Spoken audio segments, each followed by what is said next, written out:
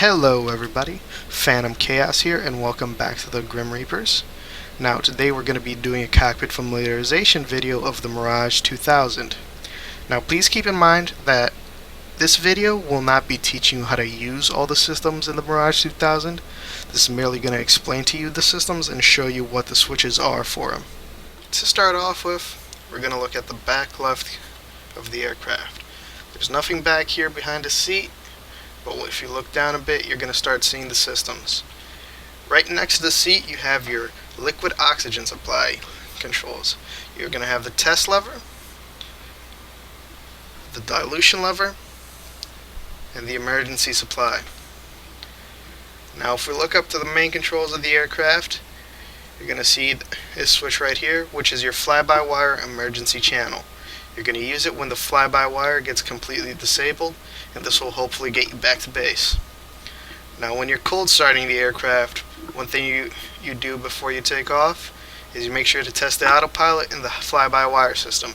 The autopilot you'll test over here, and the fly-by-wire you'll test from this one. Now after the fly-by-wire and autopilot test systems, you're going to have the afterburner cutoff switch. This is going to turn off, and it will also turn back on your afterburner. After the afterburner cutoff, you have the emergency oil supply. Your oil from the main supply goes out, flick on the emergency one, head back to base. Same thing goes with the secondary computer. Your main computer goes out. This is a secondary computer that can get you back to base. And next to it, we have the fuel dump switch. You're a bit too heavy for landing, or you need to get fast because you got to bug out. You have your fuel dump right here. Next we have the radar authorization switch for the ground crew when they're doing maintenance on the aircraft. This means they can turn the radar on while on the ground. Above it we have the magneto switch, but we can't click on it. Now above the magneto switch we have the airborne engine start switch. Now next to the magneto switch we have our trim for the pitch and roll and trim for the rudders. And right above that we also have our volume knobs. You can control the volume for the APP, the markers, the UHF, the VHF, the missile tone, TACAN, the ILS, and we also have the amplifier. Just above the volume knobs we're going to have the radar controls and throttle quadrant. Now if we look on the top left above the volume knobs, we're going to have the radar distance selector. This is going to decide how far out or how close in the radar is scanning. Next to the radar distance selector is the PSIC, Mirage 2000's single target tracking equivalent. Now next to the PSIC is the radar azimuth selector. The radar azimuth is basically how wide the radar is scanning from the nose of the Mirage. Now above the range is the persistence. Now this is going to decide if the persistence for the radar is on or off. R means it's on, N means it's off. Now next to that is going to be the radar mode. HFR means high frequency. ENT, which is the middle one, means interleaved. And BFR is low frequency. Next to it is going to be the line selector.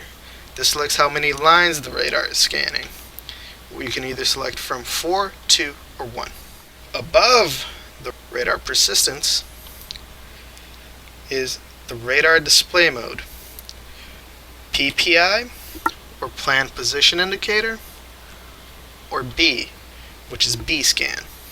Next to the radar display mode, we have the on-ground radar switch. This is going to be used for maintenance only. Next to the on-ground radar switch, we have the radar TDC mode. Now we can either select from mode S or mode Z. Next to the test button, we have the DEC, which is the ISO altitude separation.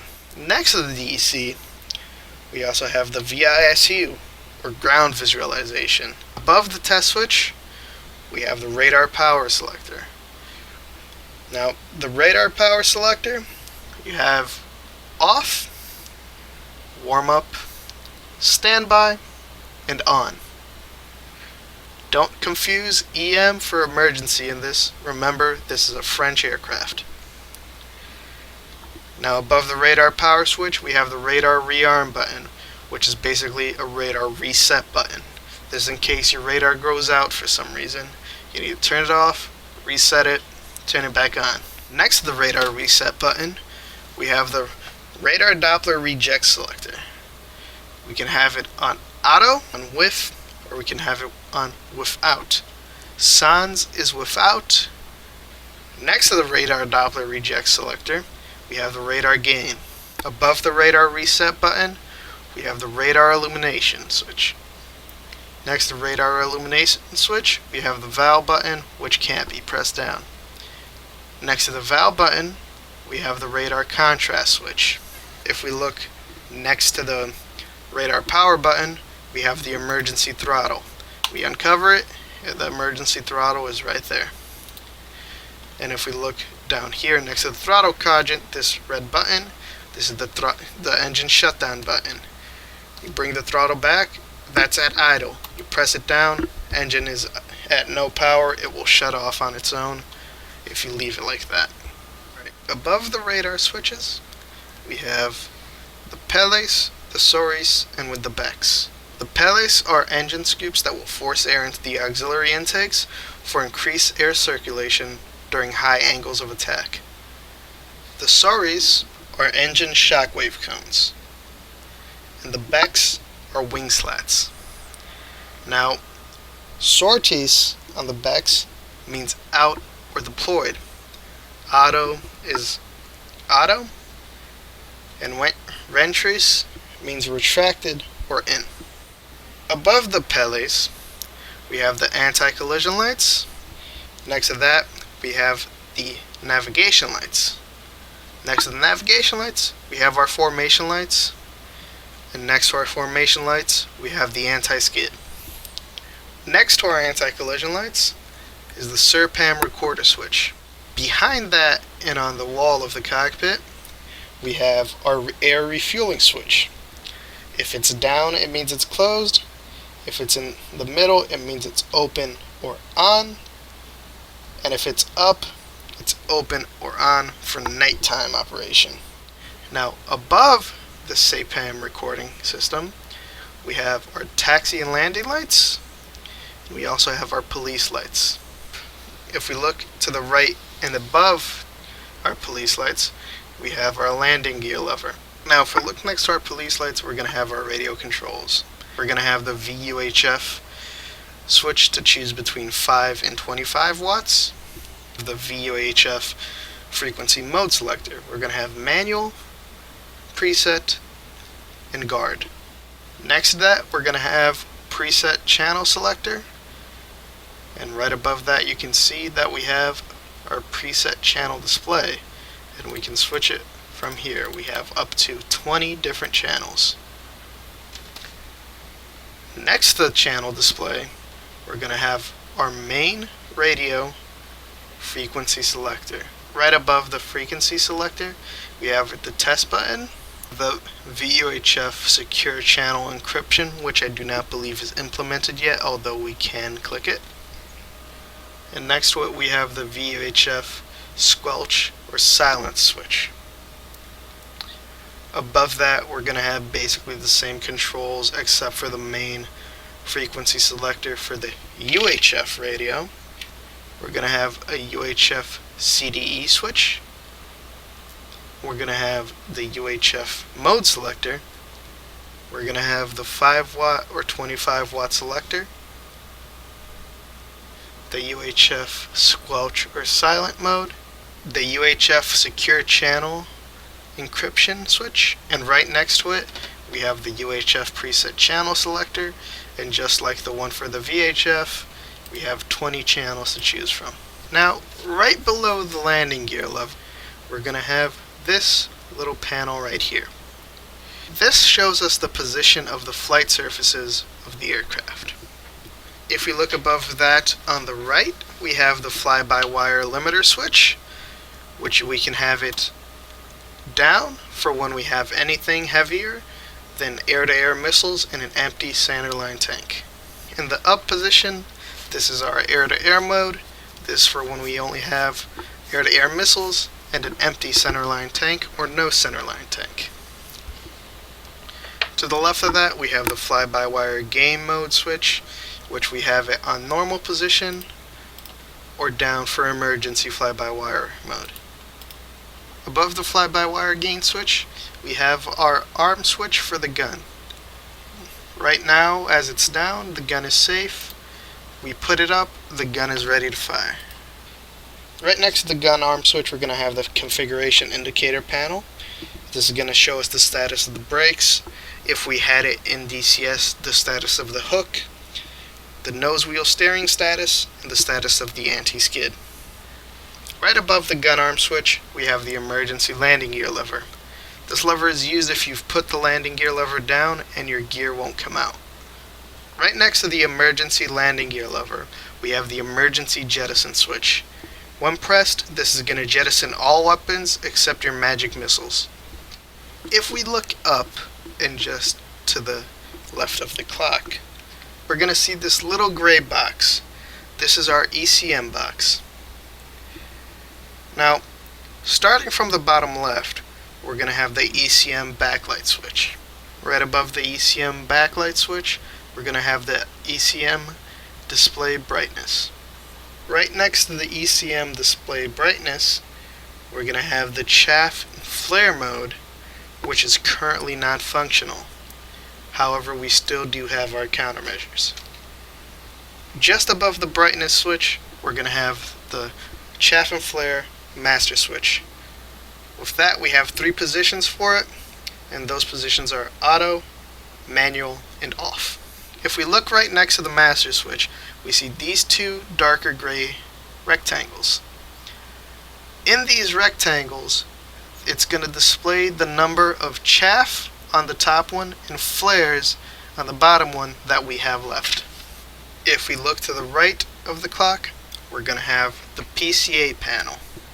However, the PCA panel is both on the left side and partly on the right side, but we'll get to the right side one later. On the bottom left, we have our gun mode selector. This is going to be our air-to-ground gun mode. Now, these 5 selectors to the right are going to show you the rest of your weapons. If it's MAG, it's the Magic 2. If it's 530, it's the S530D. If it's BL1, it's the Mark 82 bomb. If it's BF1, it's the Mark 82 Snake Eye bomb. If it's BF4, it's the BLG-66 Beluga. If it's EF1, that's going to be your GBU 12, 16, and 24s. If it says RK3, those are your rocket pods. And if it says RP, that's your fuel drop tanks. If we look just above the gun mode selector, we have our selective jettison switch. The selective jettison switch, when it's in the on position, if you press any of the weapon stores, it's going to jettison those weapons. We have the master arm switch.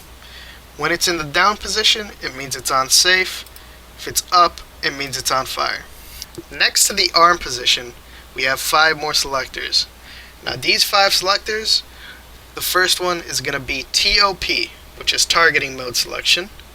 The second one is going to be POL, or the master mode selection. Third one is APP, which is your approach mode selection. The fourth one is RD, which is your flight plan route selection. And the last one is going to be OBL, which is your radar INS calibration. Right here, we have our airspeed indicator, and this will show us our airspeed in knots.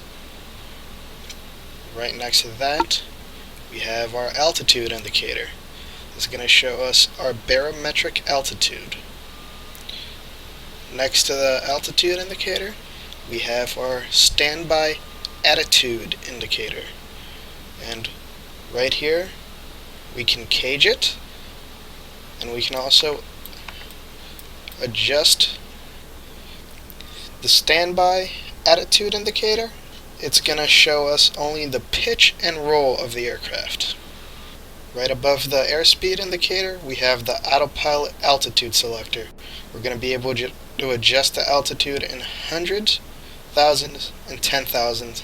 Next to the autopilot altitude selector, we have our vertical speed indicator, and this is going to show us the vertical speed of the aircraft in 1,000 feet per minute.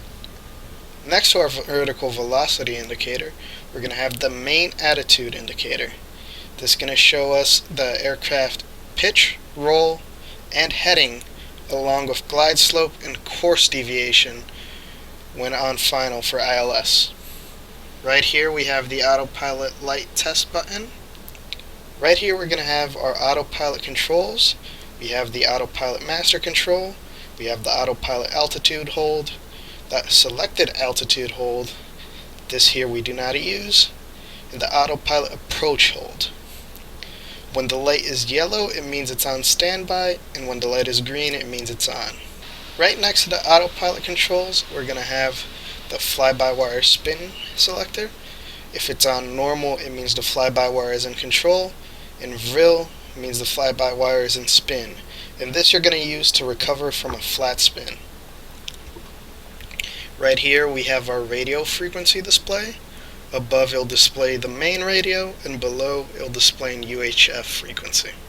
Above the radio frequency display we have the master caution and warning light. When this light comes on, it's going to indicate damage to the aircraft. If it's the amber light, it means that the aircraft is still safe. If it's the red light, it means it's in an emergency condition that requires immediate attention and the aircraft is no longer safe. And right here, which you'll only be able to see if you have either VR or a track IR on, is the angle of attack indicator. Here in the middle we have our HUD pedestal. This is going to be the controls for our heads-up display. Right here we have our HUD power switch, and right here we have our auxiliary gun sight switch. This right here is our target wingspan knob. This you can choose the size of the wingspan of what you're shooting at. This is the gun air-to-ground reticle switch. This is our radar altimeter switch. There's test, M for on, and A for off. Right next to that switch we have the minimum altitude selector, and right above we have the HUD mode. ZB is going to be the Z-axis, which is going to show us the barometric. Right above the target wingspan knob we have the HUD declutter switch. Next to the HUD declutter switch we have the HUD clear button. Right here we have the HUD altimeter selector, and if you have it on ZB it's going to show you your Z-axis and barometric height. If you have it on H, it's going to show you the radar altimeter, and if you select SLH, it's going to show you the selected height range. If you look down here next to the auxiliary gun sight switch, you're going to have the auxiliary gun sight deflection knob. Now down here, we're going to have our radar. Right here we're going to have our target manual data entry, beginning and end. Here we have the bullseye waypoint selector, the target range from bullseye, and the target bearing from bullseye. Right here we have our radar declutter switch. This is our radar orientation switch. Here you're going to adjust the brightness of the radar. Here we have our icon and ruler brightness. Here we have our video brightness. Here we have our display contrast. And here is the display brightness. Next to the brightness switches we have our radar power selector. A is off, M is on. Above that is the target age switch, the target Mach number switch, the target altitude switch, and the target heading switch. Alright, below the radar display we're going to have our IFF frequency selectors. These two, which is the 10s and 1s selector, is going to be for IFF mode 1. The selectors on the right of this little white line is going to be for mode 3A, and you're going to have the 1s, 10s, 100s, and 1000s selector for that frequency.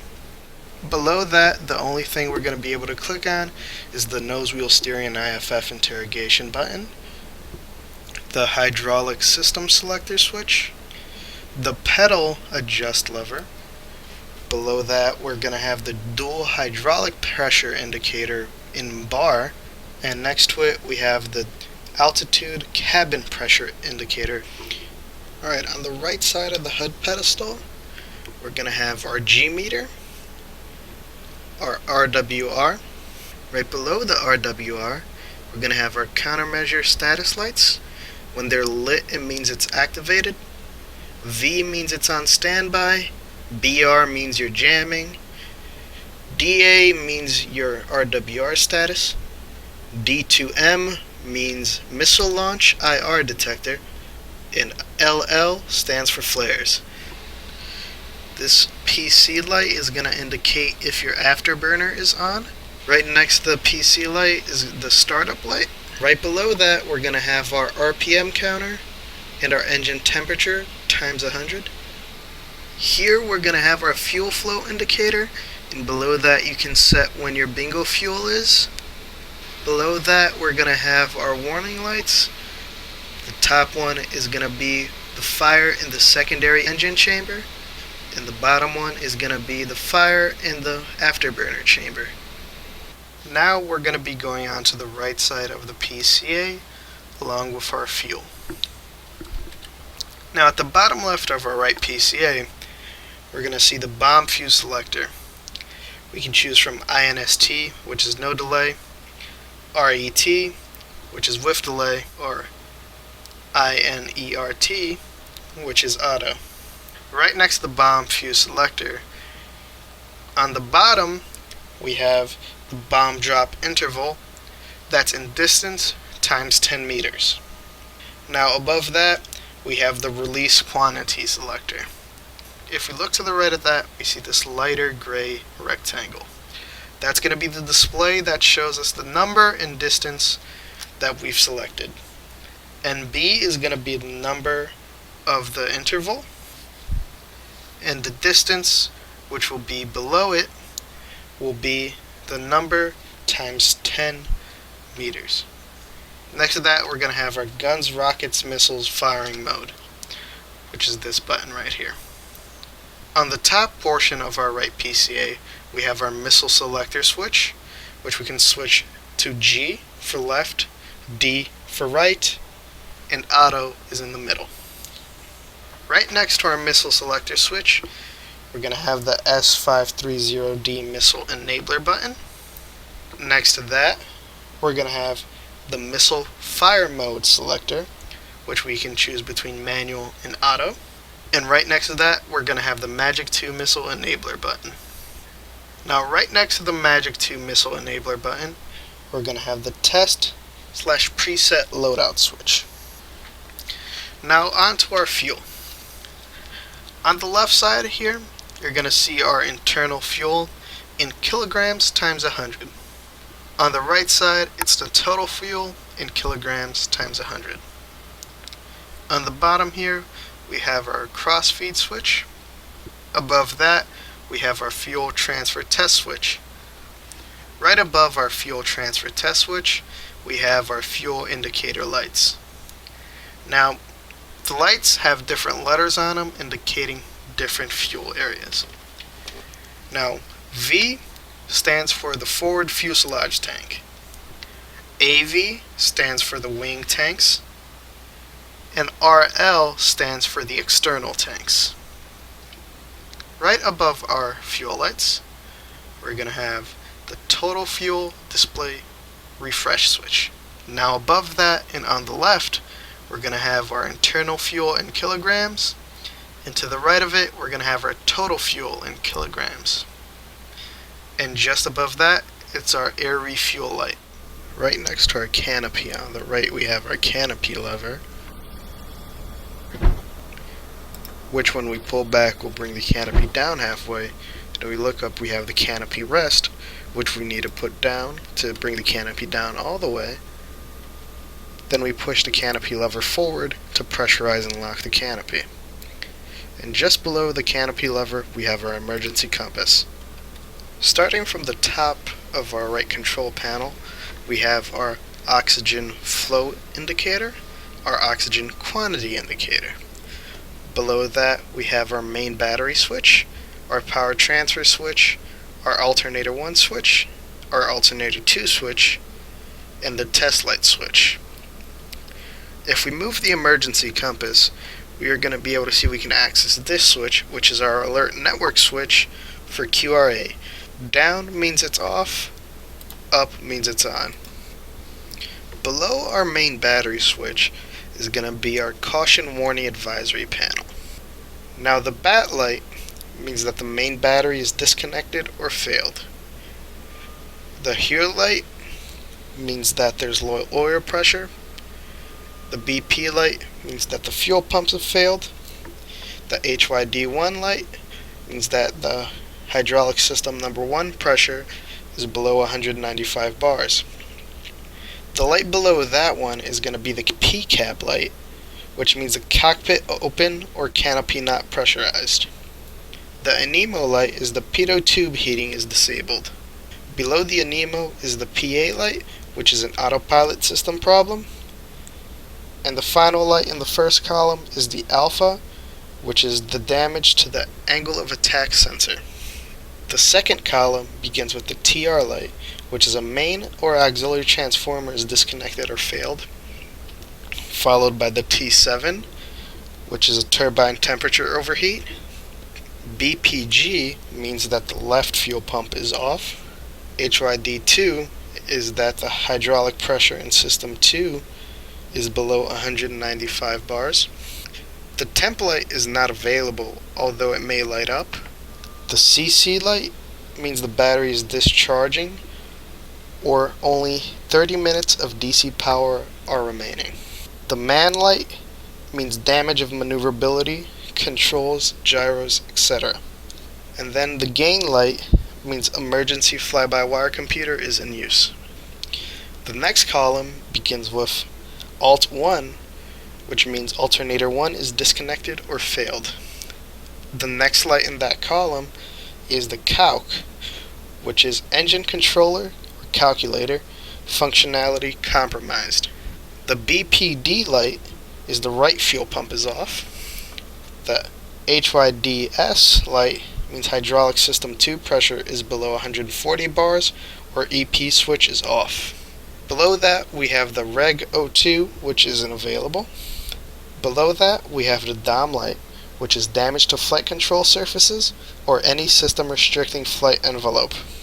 And the final light in the column is the RPM, which turbine RPM is abnormal.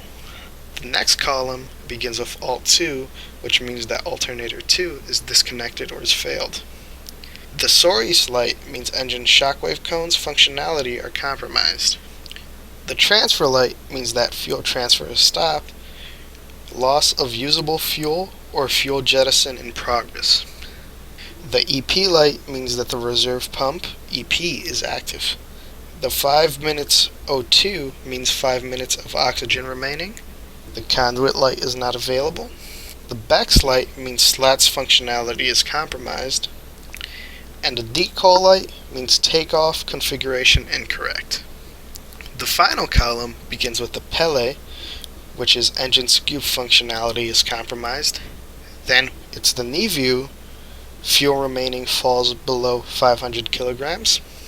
Then we have our bingo light, which means fuel remaining falls below bingo level. The O2HA light is not available. The conf light means the fly-by-wire gain switch is in incorrect position. The USEL light means last emergency enabled for elevons. And then we have our park light, which means the parking brake is active. Below our caution and warning lights is our INS panel. Now to begin with, we have our INS prep switch, the INS destination switch, the INS bad switch, the INS PEC switch, the INS rec switch, the INS mark switch, and the INS valve switch. Next to the INS valve switch, we have our light brightness control. Above the light brightness control and the INS valve switch, we have our INS parameter selector. Right now, the INS parameter is on remaining time / ground speed. The DRLT is the distance and bearing to next waypoint. The CPPD means specific glide ascent / descent. Alt is altitude. LG is longitude and latitude. RDTD is selected bearing. And you also see that we have but and bad. Now, if we go over to bad, we have the bad longitude and latitude, which is the alternate longitude and latitude. We have the alternate altitude and the alternate navigation vector in polar coordinates. Now, down here, we have the VFV, which is wind bearing speed, and we also have DEC, which is magnetic destination.